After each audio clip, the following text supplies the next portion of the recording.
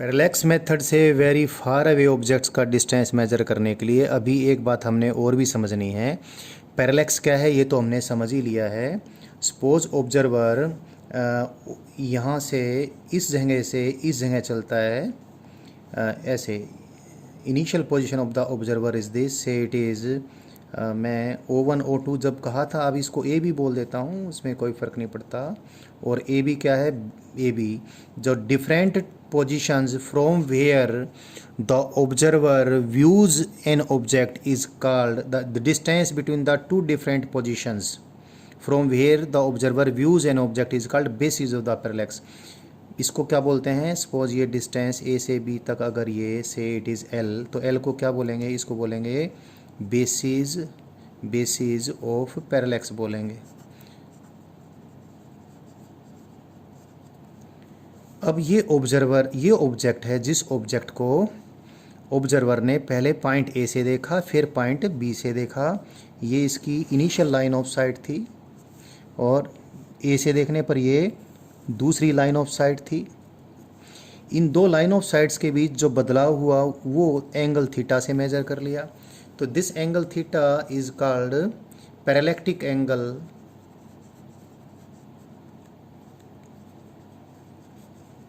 और angle of parallax. ये angle of parallax बहुत मायने रखता है। अभी ऑब्जेक्ट पी तो ऑब्जर्वर के नज़दीक था। अब फिर हमने देखो पिछले एग्जाम्पल में ये बताया था, कोई ऑब्जेक्ट क्यू है, ऑब्जेक्ट क्यू को पहले ए से देखा तो लाइन ऑफ साइट ये थी, और फिर लाइन ऑफ साइट यानी इधर थी, और फिर बी से देखा तो लाइन ऑफ साइट ए इधर थी। ये ऑब्जेक्ट दूर वाला कोई ऑब्जेक्ट है। तो आप देखो नज़दीक वाले ऑब्जेक्ट को देखने में, नज़दीक वाले ऑब्जेक्ट को देखने में लाइन ऑफ साइट में कुछ ज़्यादा ही चेंज हो गया था, यानी पैरेलैक्टिक एंगल ज़्यादा ही था। और दूर वाले ऑब्जेक्ट को क्यू को देखने में लाइन ऑफ साइट शुरू में ही और फिर बाद में ये लाइन ऑफ साइट में कोई ज़्यादा चेंज नहीं हुआ। ये सपोज ये एंगल थीटा 1 है, ये एंगल थीटा 2 है, तो थीटा 1 तो ज़्यादा है और थीटा 2 कम है। और यहीं से आप एक चीज़ का अंदाज़ा और लगा सकते हैं, अगर इस क्यू के भी पीछे कोई ऑब्जेक्ट और होता, से आर, अगर यहाँ पर कोई ऑब्जेक्ट होता, तो इसको देखने के लिए जो दो लाइन ऑफ साइट होती आर ऑब्जेक्ट की, किसको देखने के लिए, आर ऑब्जेक्ट जो कि क्यू से ही पीछे है, तो ये एंगल और कम हो जाता है। ये एंगल थीटा 3 लिख दूँ। इसका मतलब ये ऑब्जेक्ट पी से क्यू, क्यू से आर और ज़्यादा अगर पीछे होता चला जाए तो पैरेलैक्टिक एंगल और कम होता जाएगा।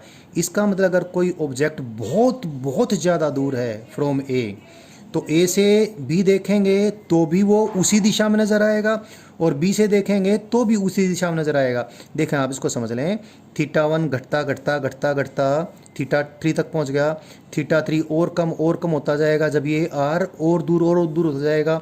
जब ये आर बहुत दूर हो जाएगा, ये ऑब्जेक्ट बहुत दूर हो जाएगा, थीटा 3 नियरली 0 हो जाएगा। नियरली 0 डिग्री होने का मतलब क्या है, ये दोनों लाइन एक दूसरे के पैरेलल हो गई।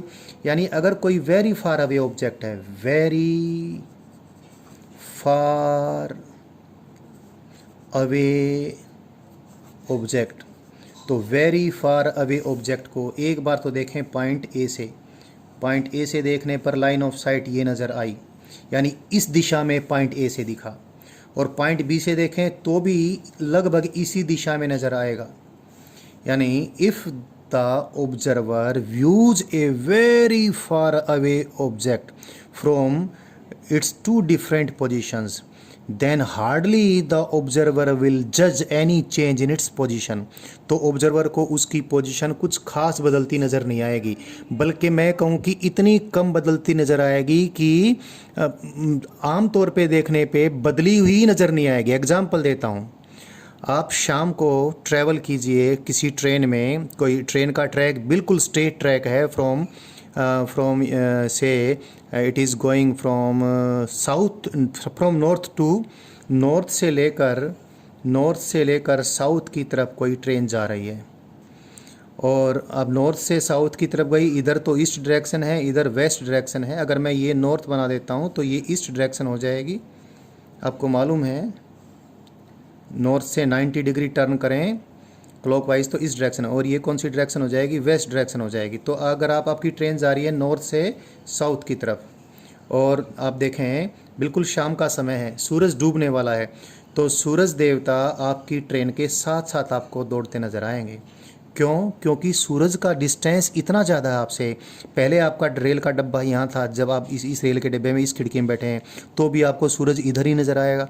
फिर डब्बा यहाँ आया तो भी सूरज इधर ही नज़र आया, डब्बा यहाँ आया तो भी सूरज इधर नज़र आया, डब्बा यहाँ आया तो भी सूरज इधर नज़र आया। तो सूरज क्योंकि बहुत दूर है, इसलिए सूरज को देखने की आपकी लाइन ऑफ साइट चेंज होती नज़र आई, चेंज होती ही नज़र नहीं आई। यानी आपको सूरज ऐसा लगेगा जैसे आपके डब्बे के साथ साथ दौड़ रहा है।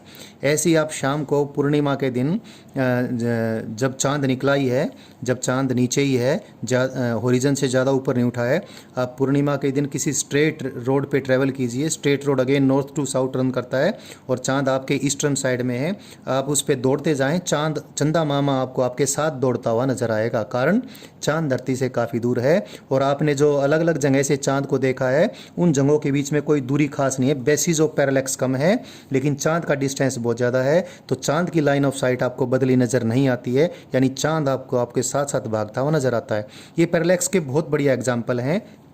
पैरेलैक्स के ऐसे दुनिया भर के एग्जाम्पल हैं जो आप सोच सकते हो खुद, लेकिन मैंने एग्जाम्पल सिर्फ इसलिए बताए हैं, एक बात बता सकूं, अगर आप एक पोजीशन से दूसरी पोजीशन तक जाकर किसी बहुत दूर ऑब्जेक्ट को देखते हो तो बहुत दूर ऑब्जेक्ट की डायरेक्शन, देखने की दिशा जो इस जगह पर है वही इस जगह पर है, यानी पैरालैक्टिक एंगल जो होगा इन दो दिशाओं के बीच में नियरली जीरो हो जाएगा। लेकिन इस बात के लिए बहुत ज़रूरी है बेसिस ऑफ पैरेलैक्स बहुत ज़्यादा नहीं होना चाहिए। बेसिस ऑफ पैरेलैक्स अगर, यानी ये जो डिस्टेंस है दिस बेसिस ऑफ पैरेलैक्स, और ये ऑब्जेक्ट का डिस्टेंस सपोज आर है, यानी theta will be nearly zero when ये basis of parallax when L is much much much much much lesser than R, यानी बेसिस ऑफ पैरेलैक्स काफ़ी कम है। किसके कंपैरिजन में? डिस्टेंस ऑफ द ऑब्जेक्ट जिसको आप देख रहे हो उसके कंपैरिजन में। अगर बेसिस ऑफ पैरेलैक्स ही बहुत ज़्यादा होगी तो फिर ऐसा नहीं होगा। सूरज देवता को एक बार तो देखो आप यहाँ से, और एक बार कहीं किसी दूसरे ग्रह पर जाकर देखो तो भैया, और बाय द वे आप एक ग्रह से दूसरे ग्रह तक जाने में, या पूरी धरती पे ही, आप ग्रह तो बहुत बड़ी बात हो जाएगी, पूरी धरती पे ही सूरज देवता को एक बार यहाँ से देखो और एक बार 1000 किलोमीटर दूर जाकर देखो तो आपको सूरज की पोजीशन चेंज होती नज़र आएगी। मतलब अगर ऐसा कोई इंतज़ाम है कि 1000 किलोमीटर आप बहुत जल्दी शिफ्ट कर सकते हो, देन आपको सूरज की भी पोजीशन बदली नज़र आएगी, ऐसे ही चांद की पोजीशन बदली नज़र आएगी। यानी पैरालैक्टिक एंगल नियरली जीरो तब होगा, यानी किसी दूर ऑब्जेक्ट को देखने की दिशाएं लगभग आपको पैरेलल नज़र तब आएंगी जब बेसिस ऑफ पैरेलैक्स बहुत ज़्यादा ना हो। तो ये चीज़ भी जाननी ज़रूरी थी पैरेलैक्स मेथड से किसी फार अवे ऑब्जेक्ट का डिस्टेंस मेजर करने के लिए।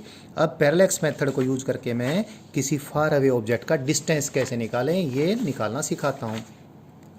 तो ये भाई सपोज लाइन है, जिस लाइन के अलोंग ऑब्जर्वर ने एक पॉइंट से दूसरे पॉइंट तक मूव करना है।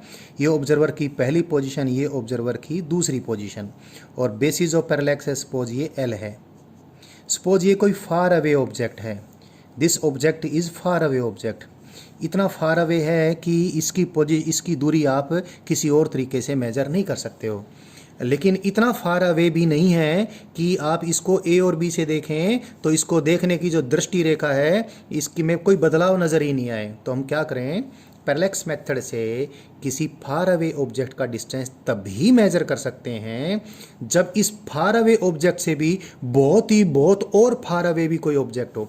तो पीछे कोई very very very very far away object भी है, इस very very far away object को पहले ए से देखा तो दृष्टि रेखा ये है, और यहीं ए से आपने किसको देख लिया, यहीं से ए से आपने पी को भी देख लिया। तो यहीं पर ए पर खड़े होकर आपने वेरी फार अवे ऑब्जेक्ट भी देखा, और यहीं से खड़े होकर आपने पी को भी देखा, और सेक्सटेंट को आपने ए से इस very far away object, suppose ये आर है कोई, आर से पी की तरफ घुमाया, कितना एंगल सेक्सटेंट घुमाना पड़ गया, अल्फा एंगल घुमाना पड़ गया। फिर आप ए से लेकर बी तक आए, फिर आप बी से भी आपने आर को देखा, बी से आर को देखने की दृष्टि रेखा तो वही है, सेम टू सेम। अब यहाँ पर आपने पहले आर को देखा जो कि वेरी फार अवे है, जिसकी लाइन ऑफ साइट लगभग चेंज ही नहीं हुई। मेरे से ठीक ड्राइंग नहीं बनी है, यहाँ पर इस प्रकार से एकदम से नहीं बन सकती, आप समझ सकते हो। मैंने ये नियरली पैरेलल लिए हैं, ये तो डाइवर्जेंट यहाँ पर दिख रहे हैं डायग्राम में, प्लीज़ इसको ऐसा ना सोचें, ये थोड़ा ठीक कर देता हूँ, ये लगभग ऐसे। ये दिस इज दिस। तो आर को देखने की यहाँ पर दृष्टि रेखा ये, फिर दृष्टि रेखा ये, फिर यहाँ पर आर को देखा बी से, फिर बी से ही हमने किसको देख लिया, पी को भी देख लिया। तो आर को देखकर पी की तरफ देखा तो दृष्टि रेखा यानी लाइन ऑफ साइट इतनी चेंज होगी, कितना एंगल, कितना सेक्सटेंट घूम गया, बीटा घूम गया।